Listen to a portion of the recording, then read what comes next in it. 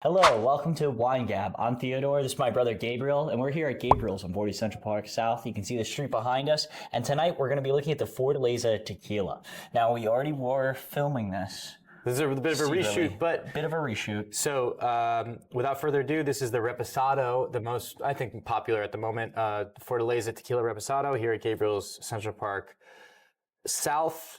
And we are trying this here. It's a great tequila on the higher end, I would put this at the higher price range for sure, and also a little bit difficult to get. So this is a treat for sure. Maybe we could show it in a Moscato glass real quickly. It's hard to see the color. I think that it's a very clear color. The hand-blown glass bottle kind of dilutes the color a little bit.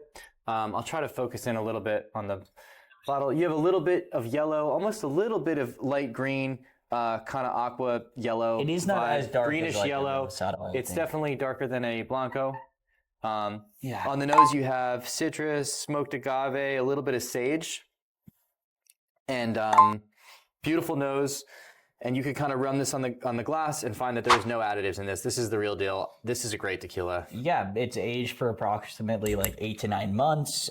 There's copper stills, right? Yeah, I think this begins with a distillery. Smoked roasted agave, and then they take a stone kahona, which is the tool that they use to mash it up, fermented in open wooden bins, for lack of a better word.